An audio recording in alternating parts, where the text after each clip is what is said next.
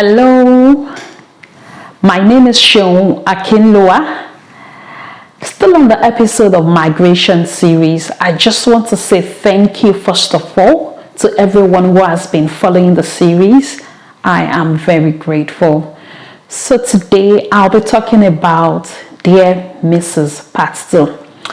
I just pray that this message will be understood and people will not think, oh, maybe she's telling us not to go abroad. No, it's not really about going abroad or not going abroad, but it's about making wise decisions. And that's why I want to talk about this today.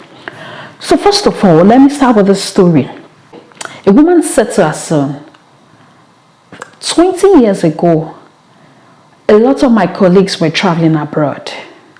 And looking back, I am grateful to God that I didn't. And the reason the mother said this to her son was that 20 years ago, she would have gone abroad alone without her children and without her husband. And she said, oh, my husband is a pastor. We would look after my children as well. We would look after him as well. She decided not to make that decision, and that was for her. But if you look at it really, for her, she made the best decision.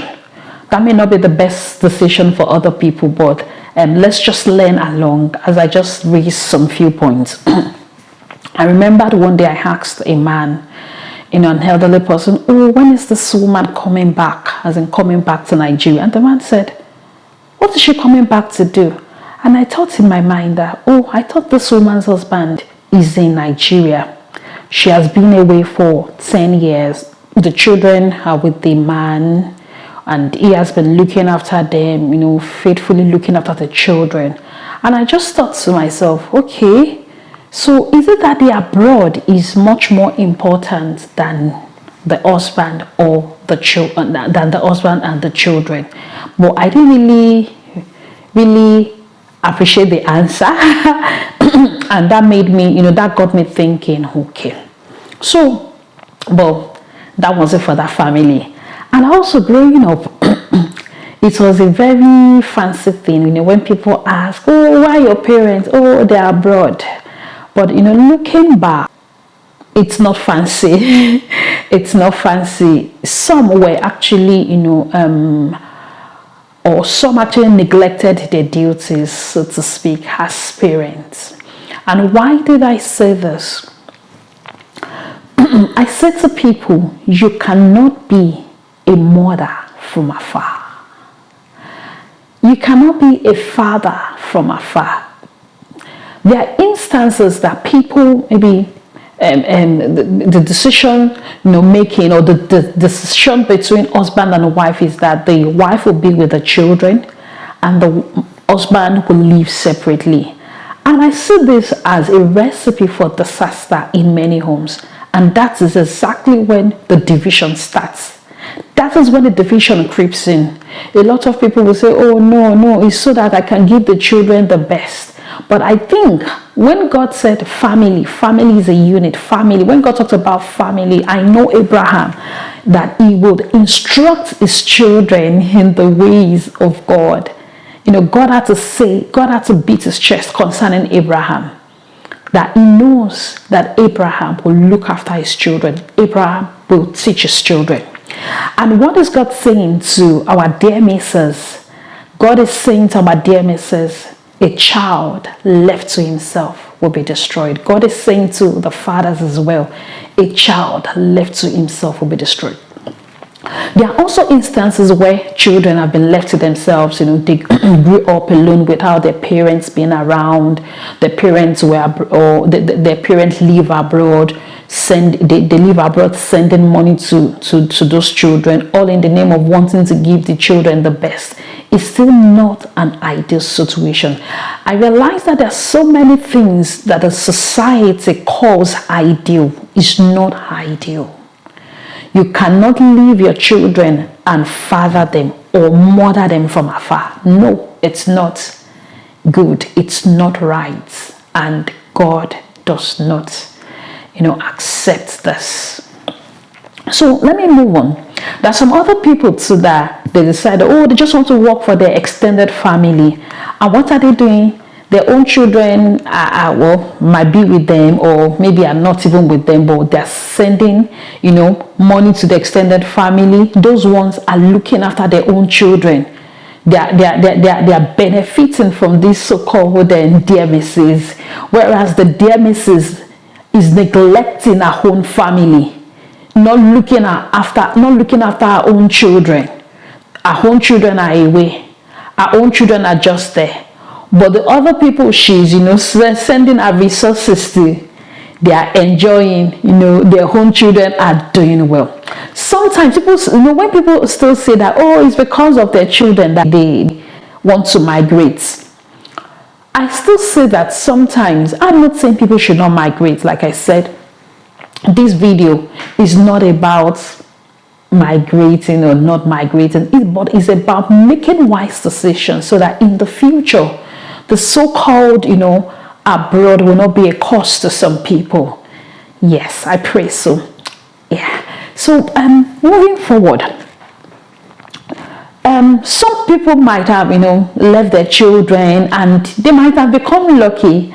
Yes, I use the word lucky, that the children turned out well and God sees their hearts. And there are some other people too, genuinely they might have left their children. They just want the best for the family. Okay, they can say to their husbands, oh, you stay with the children. I will go and work for the family.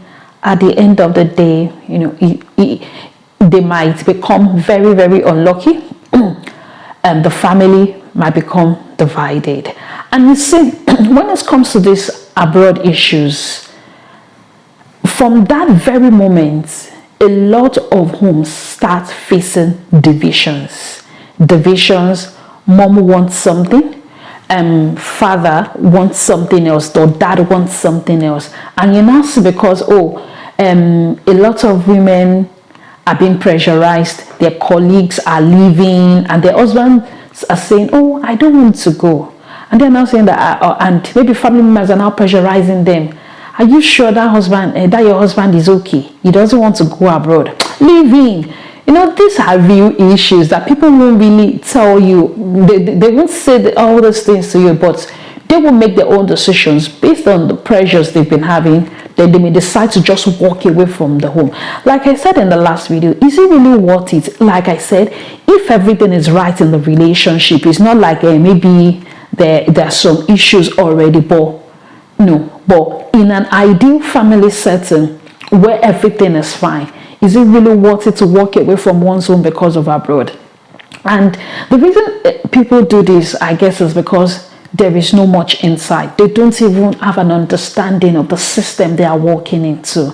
At the end of the day, few years after, what legacy would you have left for your children?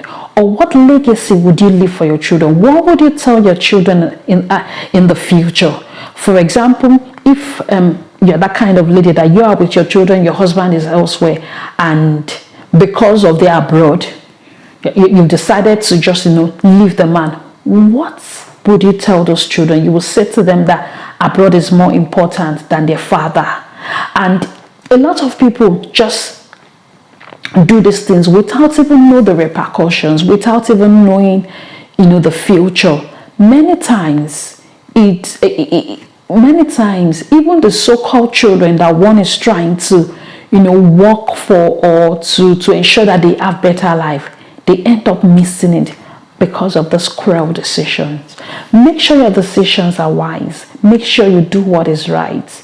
Don't love abroad, but love the one who is above and who can give you wisdom on how to, tread life carefully. It will give you wisdom on what to do and what not to do. There is timing for everything. At the moment, that, maybe for example, your husband does not really want to go abroad, eventually he may decide to go, and at that time things may now work out well, in the sense that everything might have been prepared. The family is stable, the family, and the family are together. There is no division. But when people run ahead of their time, they destroy, themselves. Yes, like I said, growing up, it was a normal thing for everyone to say, oh, my father is abroad or my mother is abroad, this, but it's not the best. It's not the best. A lady said to me, an elderly woman said to me, one, it's in the Bible though, one shall chase 1,000 and two shall chase 10,000. And she said to me, use me as an example, but I won't talk about it, but I'll just say what she said. She said, when I was away from my husband, I was chasing different things, and my husband was also chasing different things. And definitely, what do you think about the children? They will also chase different things. So I just want to say thank you. I don't want this to be unnecessarily long. I would catch up with you again, and I will talk about left behind kids, left behind men, and what happens to the whole family in some instances. May God help us to make a wise decision. Thank you for watching. I am very grateful. Bye.